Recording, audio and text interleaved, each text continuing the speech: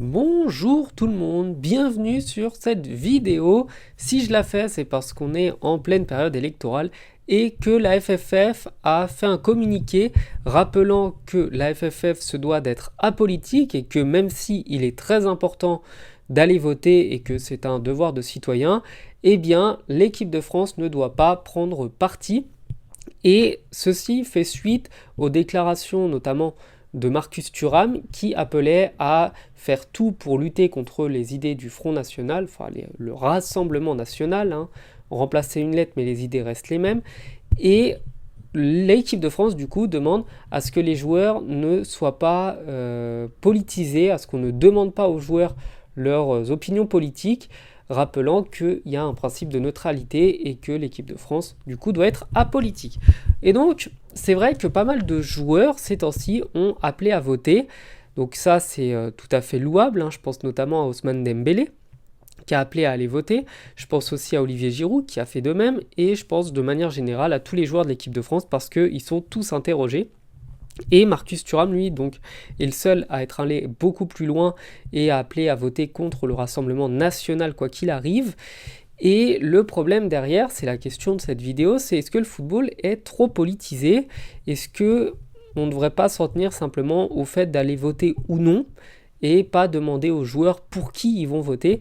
Donc ça, le truc, c'est que la politique dans le monde du football, c'est quelque chose qui a toujours existé. Donc je dirais pas que le football est trop politisé, je dirais que le football a toujours été politisé. C'est plutôt comme ça qu'il faut tourner cette phrase. Je rappelle notamment la scission entre le Milan AC et l'Inter Milan qui se sont séparés justement pour des questions politiques. D'un côté, il y avait le Milan AC qui ne voulait que des joueurs italiens d'origine italienne et l'Inter, donc l'International et l'International, qui souhaitait pouvoir faire venir des joueurs d'un petit peu partout. Et donc il y a eu une scission. Quand on regarde à Rome, il y a une scission claire entre l'AS Roma et la Lazio. Donc d'un côté, la Lazio plutôt fasciste, on va pas se mentir, et de l'autre côté, l'AS Roma plutôt de gauche. Donc il y a dans pas mal d'endroits comme ça, j'ai pris deux petits exemples, des clivages politiques qui sont clairs. Il y a eu aussi le cas avec le Barça, avec du coup le FC Barcelone, qui était littéralement le lieu de la politique catalane, parce que les Catalans n'avaient pas le droit de se rassembler en assemblée, n'avaient pas le droit de se rassembler pour parler politique, et le stade était le seul endroit où ils étaient libres de parler catalan et libres de faire leur vie et de s'organiser. Donc en gros, le football, il a toujours été politisé, on le sait. On sait qu'il y a des clubs qui ont été rachetés par des investisseurs étrangers qui souhaitaient se donner une bonne image, c'est notamment le cas du PSG qui a été racheté par le Qatar, ou par Manchester City racheté par des Émiratis. L'idée, c'est évidemment de donner une bonne image du pays. Je pense encore plus au Qatar, honnêtement. Et le football, en fait, sert surtout de vitrine politique pour montrer, regardez, on est gentil, regardez, on est sympa, regardez, vous pouvez venir chez nous, on vous accueille avec plaisir, on est cool, on joue au foot. La Corée du Nord aussi, j'avais fait une vidéo sur ça, se sert également du football pour faire du soft power. Donc ça veut dire que la Corée souhaite se racheter une image et se donner une image d'un pays cool, d'un pays ouvert à travers le football. C'est pour ça qu'ils investissent massivement dans des écoles de foot. En gros, le football, il est politisé. C'est comme ça, on le sait. Bilbao aussi, tiens voilà, je vais faire la liste de tous les pays politisés.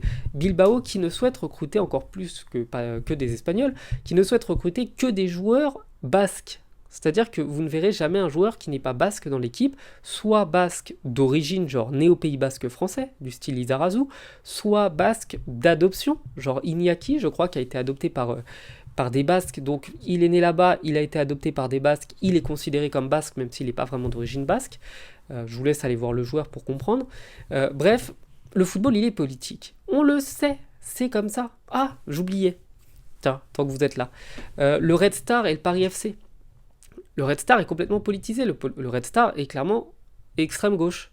On le sait, c'est l'extrême gauche. Le Paris FC, c'est plutôt droite, extrême droite. On le sait, c'est comme ça.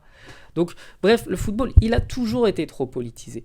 C'est pas juste aujourd'hui que c'est trop politisé, c'est toujours trop politisé.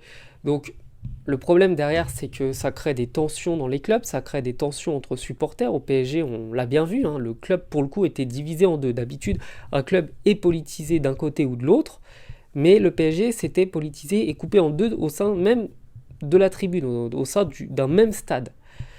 Donc on voit les dégâts que ça cause, on le voit, on le sait. On sait par exemple que Lyon est un club fasciste, on le sait. On sait, c'est comme ça, ils sont d'extrême droite, ils prônent des idées haineuses, on le sait, ils font des tifos cartes d'identité, on le sait, ils font des cris de singe à chaque match, on le sait. On sait que Lyon c'est comme ça. C'est évidemment embarrassant, parce que du coup les joueurs, là ils sont en train de se préparer à un euro et on a l'impression qu'ils sont tous en meeting politique. On aimerait beaucoup plus qu'on leur pose des questions sur le football, parce que c'est quand même pour ça qu'ils sont là. Ils sont pas là pour aller dire de voter pour tel et tel parti. Dernier point, attention, je risque de me faire des amis. On diabolise à raison le Rassemblement national pour leurs idées haineuses, leurs idées vraiment très fermées d'esprit et leurs idées catastrophiques sur pas mal de sujets, notamment sur les étrangers, etc. Je trouve que c'est important de lutter contre ça, mais un joueur de foot ne doit pas dire de ne pas voter pour tel ou tel parti.